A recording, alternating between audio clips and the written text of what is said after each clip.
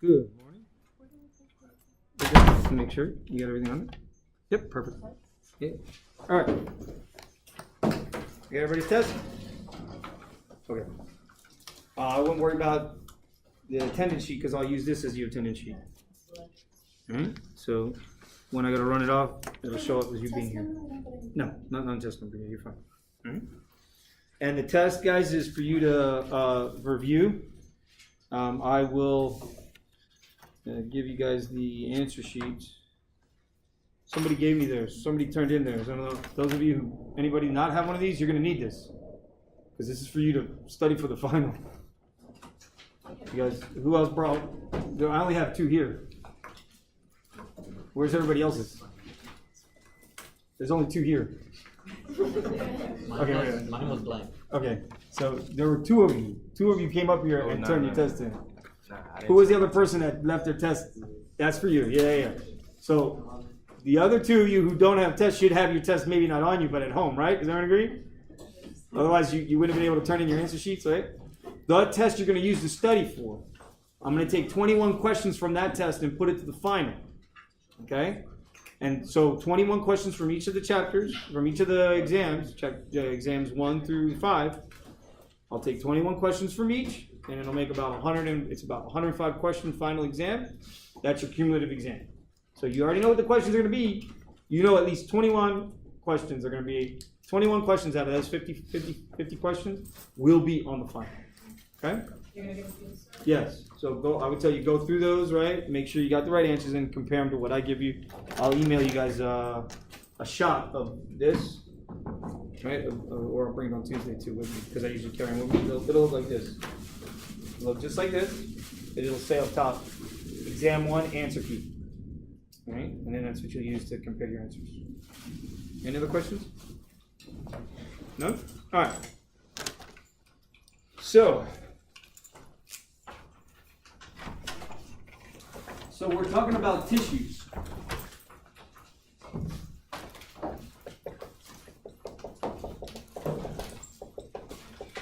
And you get epithelial tissues the first.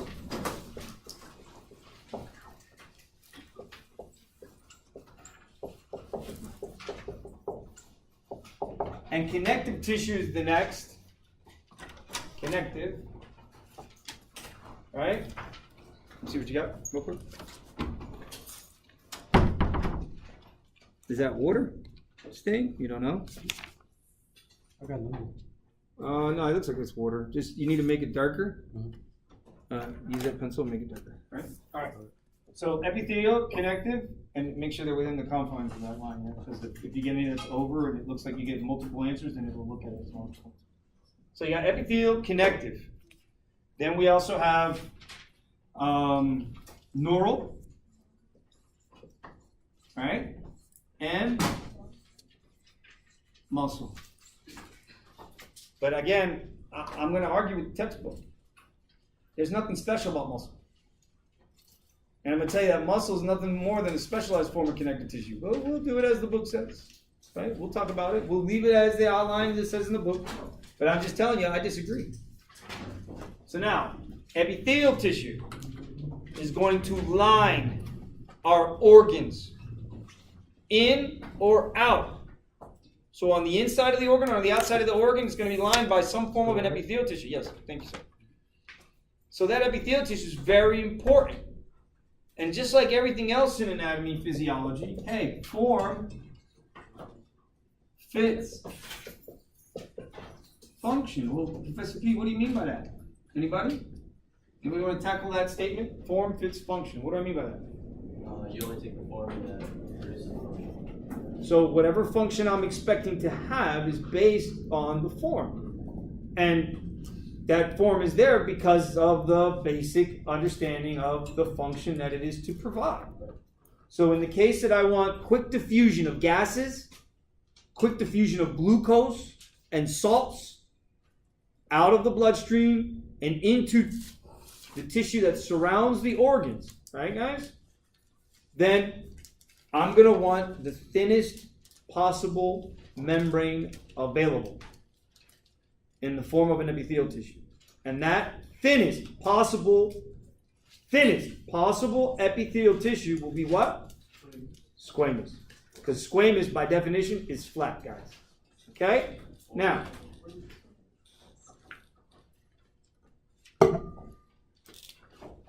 so again, either I'm simple or I'm stratified.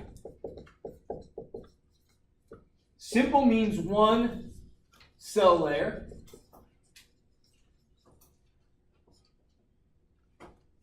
Stratified means multiple cell layers. And for the purpose of classification, you're going to look at the outermost layer.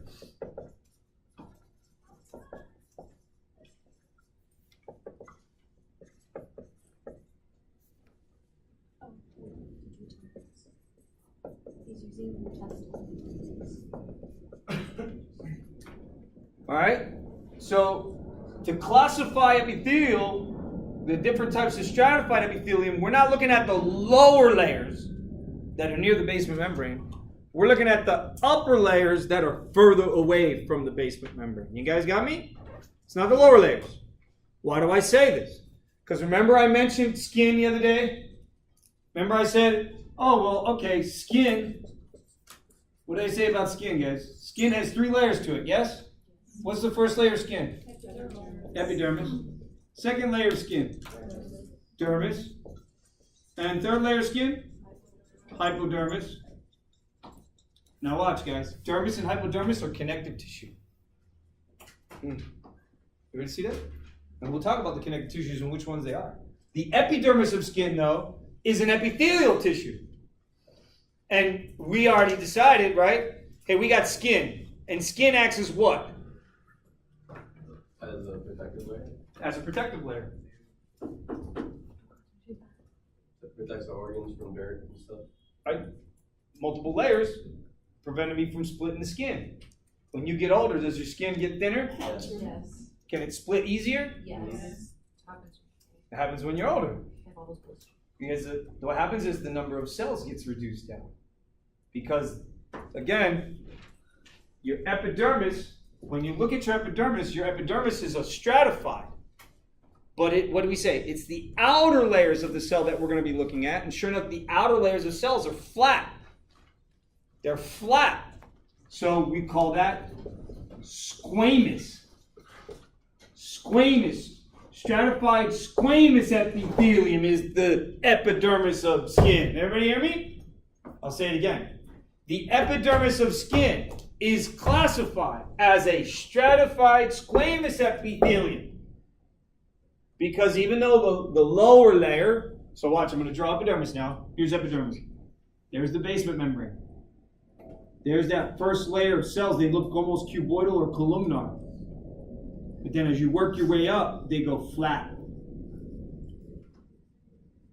They go flat. And then they wind up dying. So then you slough off. Did you guys know that every day you literally slough off 1 million skin cells? Every day. You slough off 1 million skin cells. Every single day. So, in between here, you got. So this whole thing would be the epi. There's 1, 2, 3, 4 layers everywhere on the human body. Everybody hear me? Everywhere on the human body, there's 4 layers of the epidermis. But in the hands, in the palms of the hands, and the soles of the feet, there's an extra layer. So there's 5. 5 layers. 5 layers of cells that make up the epidermis. Anybody know what those layers are? The 4 layers. Anybody know what that first layer is? That first layer is referred to as the stratum. Stratum means what? Layer. Everybody hear me? Mm-hmm. Strata. The strata of our atmosphere. Aren't those layers of our atmosphere? Yeah. The outer layer of our atmosphere versus the inner layer of our atmosphere, they're layers. So stratum means layers. The one that's closest. So look at that line. Everybody see that line? That's the BM, the basement membrane. So if I were to look at the cell shape at the basement membrane, I would call this what? Those cells look cuboidal, don't they? So you see why we don't use the innermost layers? The ones we use the outermost layers. We don't use the innermost, we use the outermost to classify stratified. Did everybody hear me? That's why I said up there, stratified. Multicell layers, outermost layer is used to classify. Skin, epidermis, stratified, squamous, epithelium, because we don't use the lower layer, we use the upper layer to classify. And the upper layer has flat cells. Therefore, epidermis is a stratified, squamous epithelium. Is that the only place I find stratified squamous epithelium on the skin? Where else would I find stratified squamous? Well, okay, wait. So we said form fits function. Does everyone agree? And we said, okay, why do I need multiple cell layers on my skin? If you rub up onto something, you got multiple cell layers. The skin doesn't break. Right? So it acts as a barrier. What else? It's the biggest organ in the human body, skin, and it acts to retain fluid. So not only does it act as a barrier to prevent things that are outside from coming in, it prevents things that are inside from going out. Does that make sense? Yeah. What else does the skin do? Anybody know? Protection by heat. Good. So protection by heat. Okay. So you got the infectious part of it, but then you got the heat part of it. Doesn't it have insulation? Does everyone agree? Some people got a little bit more than others. Yeah. All right. Buddha. So, the hypodermis has fat cells in it. Those fat cells are referred to as adipocytes. Sorry, adipocytes. Adipocytes or adipocytes, potato, tomato, right? However you want to say it, right? So adipocytes or adipocytes, they're in the hypodermis, guys. So skin acts as a way to retain heat. Can't skin also release heat? Sweat. Through sweat. So that means, so skin is also involved in thermal regulation? Does everyone agree? We shake your head, yeah, absolutely. So when I'm hot, I want to cool down. And when I'm cold, what do? What happens when you're cold? You shiver. What else? You You get goosebumps. So you fold these you fold the epithelium, the epidermis, you fold it up and down so you can absorb more heat from the environment. You see? So the skin acts as a huge thermal regulator. We could say it acts like the radiator of our car. Now, for those of you who don't know me, you'll now know that I'm a blue-collar worker. What does that mean? It means when I first graduated from high school, I was what? I was getting paid to work with my hands, right? Right? So I used to do carpentry, is what I started with. Carpentry and construction. So I know how to tear a house apart and put it back together. Then I worked as a mechanic. So I take a car apart and put it back together. All right, and all this diagnostic stuff. And separately, I started working making cabinets for airplanes. So aircraft cabinets. You guys don't think about this though. When you go to airplanes, you see the airplanes got nice seats in them, even though there's not a lot of space between them, right? You got somebody who has to make that stuff. Cabinets that you store your stuff in. Those got to be made and then maintained. That's handmade. It's all handmade. Every single one of it's handmade. That's right. And it's mounted. Yeah, they're called bulkheads. So that's what I used to do. Bulkheads and cabinets.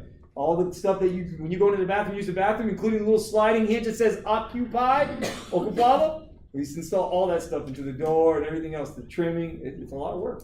And when people look at it, they don't think anything of it. But then when you see it, when it comes on the line, it's all in pieces, and you literally have to put it together like a toy, like a car model, right? I know I'm dating myself, because car models, like back in my day, car models cost you like $3, maybe $5, right? Little tester car models, the plastic car models. Now you spend like $30, $40 on a car model. I'm like, yeah, I'm not spending that much on a car model. I love car modeling, but I'm not spending that much money on car models because the plastic injection molding is expensive. But yeah, so assembly is what I used to do, put stuff together. So guys, when I started learning human anatomy physiology, of course, what am I bringing to the table? All the stuff that I understand about how to put stuff together and take stuff apart and how to diagnose stuff by looking at it through observations. Right? Doesn't that sound like a doctor? It does, doesn't it? So, yeah. Not quite in this day and age. Not quite this day and age, right? Because most doctors don't think that way, right? Yeah. They just, they depend on all kinds of other things instead of really depending more so on themselves and going back and learning more and more about what they need to learn. All right. So that first layer, guys, that's next to the basement membrane is referred to as the stratum basal, the basal cell layer. Why would I want to call that the basal cell layer? Anybody? Because it's by the bottom of it. Because it's by the bottom. What else? You can't have the others if you don't have these. Say it again. Said you can't have the other layers if you don't have this first layer. So that means that that first layer is giving rise to the cells above. Everybody understand that? So it's really these cells that are multiplying and dividing. It's these cells that are highly mitotically active. Highly mitotically active. What does that mean? What does mitotic mean? A cell that's in mitosis means what, guys? It means it's constantly dividing, yeah? Now, do you see why when someone takes chemotherapy that targets cancerous cells that are going through cell cycle, what's one of the first organs that are going to be affected by chemotherapy? Skin. What layer? Epidermis. The epidermis. What specific layer of the epidermis? Stratum basal. Everybody understand that, guys? Why? Because the stratum basal gives rise. So it contains the skin stem cells, which give rise to all the other cells in the layer. Yes? That disease, I forgot the name of it, that like skin is super like thin and it like just like rips off, just like off the body. There's a lot of reasons for this. Old age, you can have autoimmune disease that would target, I was talking about this at the end of class last period. You can have, so the anchoring points that we were talking about, the desmosomes and the hemidesmosomes, the desmosomes keep each of these cells together. So you can imagine each of these cells, they got desmosomes, tight junctions, gap junctions. Everybody understand that? The hemidesmosomes are sitting right here between the basement membrane and those cells. And if you start attacking those, then what happens? Then the cell can't anchor, yeah? But all the other cells are anchored too. So now what do you get? You get this skin eruption. Everybody see that? Because the cells aren't anchoring, then the cells are going to slough off. And you're talking about you're talking about all the cells. So anywhere where their cell needs to anchor to another cell and you're making antibodies to it, and then all of a sudden you're destroying these cellular contact points. Now the cell can't hold on and leaks off. You'll see it as a red eruption on the skin. Yeah, so I like a documentary or something, it's 8. Yeah, so there's one. It's called pemphigus. There's several of them, but pemphigus is one of them. Vulgaris. Pemphigus vulgaris. Vulgar swellings on skin. Pemphigoids are lesions. And when these lesions get bigger and bigger and bigger, we have different names for them. When they're smaller, we have different names for them than when they're bigger, and they have names. But that's just because they look different. The pathology is the same. Now, can it be could it be viral? Could it be bacterial? Could it be autoimmune? You see? Everybody see that? Could it be fungal? Anybody here Oh, wrestle? wrestle? Like regularly? Like compete?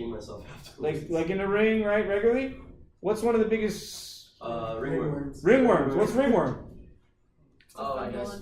Dirty ass wrestling mats. That's what that is. You understand me? Some nasty cochinos that don't clean up after themselves. That's what that is. You understand? Because I used to wrestle. And when you go into the wrestling room, in our wrestling room, you close the door behind you, you see all the sweat pouring off the door jambs. And if you walk in there, you can smell the sweat. It's so disgusting. After every practice, what every single one of us had to do, wipe down the mats with Clorox bleach.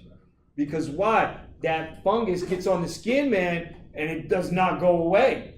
Funguses can cause lesions to occur. Viruses can cause lesions to occur. Anybody know of a virus that can cause a lesion on the skin? A lot of viruses can cause lesions on the skin. MRSA is a bacteria, so you gotta be careful. MRSA is methicillin-resistant Staph aureus. So we have bacteria on our skin One of them is referred to as staph epidermidis. Did everybody hear me? Staph epidermidis. It's on the skin, normally. Normally, and you need it there. Because if it wasn't there, some other bacteria would replace it. So a virus? A virus. Syphilis. Syphilis will cause it. Syphilis is a weird one. Syphilis specifically will target the epithelium of the genital tract. Because that's where you initially get it. Sticking your pee-pee where it doesn't belong. Right? Without a raincoat. Right? Yeah, I said it. Jimmy hat, right? Yeah, don't be sticking that pee-pee where it don't belong without a raincoat. You get the bacteria, and it literally, the bacteria will cause lesioning, guys. Similar to pemphigus vulgaris. But you know what the weird thing is?